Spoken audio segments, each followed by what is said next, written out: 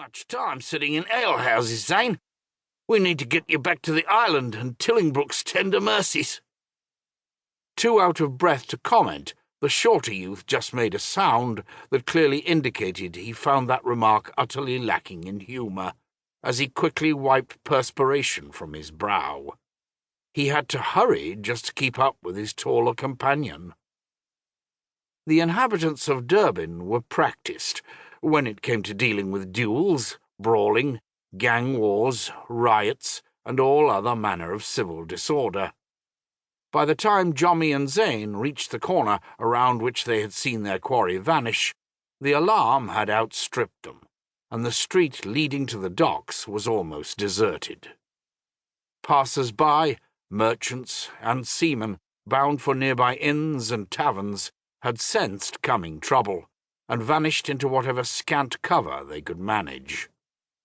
Doors closed, shutters slammed, and those that couldn't get inside did their best to find shelter.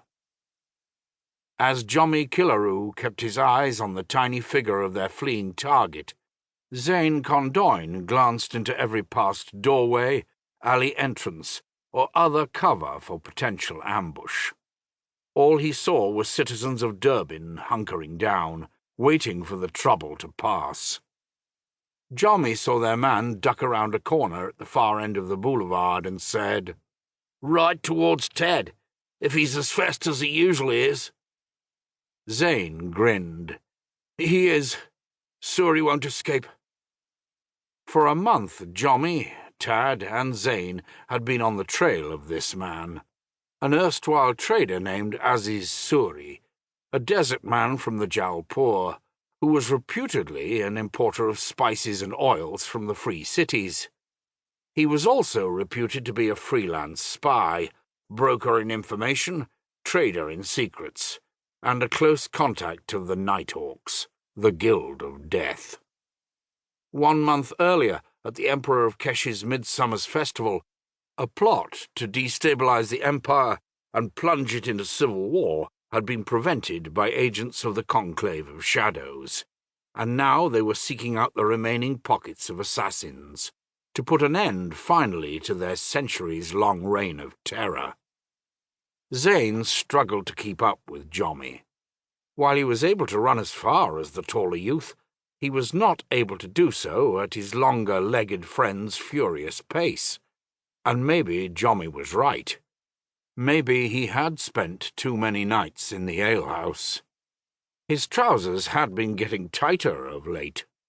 As they reached the end of the street, they came upon the grain shippers' docks, a long series of stoneworks punctuated by 3 large derricks, fronting onto 2 massive warehouses.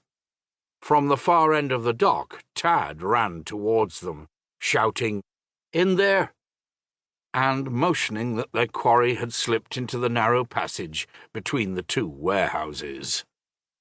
Jommy and the 2 younger boys took no pains to hide their approach, for after a month in Durbin they knew this area of the city fairly well enough to know that their prey had dashed into a dead-end alley. When they reached the narrow opening, the man bolted from it, heading straight towards the harbour. The setting sun glinted red off the sea, and he squinted and turned his head, raising his hands to shield his eyes. Jommy reached out and got just enough of a grip on the man's arm for a second to turn him completely around. The man flailed his arms, tipping off balance, as he vainly sought to keep his feet under him. Jommy reached out again, trying to grab the man's tunic, but only succeeded in causing him to stumble farther. Before anyone could get hold of any part of the slender trader, he slammed into the centermost derrick. Stunned for an instant, the desert man turned, teetered, and then, as he regained his wits, stepped off the edge of the pier. A cry akin to a dog whose paw had just been stepped on filled the air as he vanished over the edge. The 3 young men hurried to the edge and looked over. Dangling from the derrick rope just above a loose cargo net was the little trader.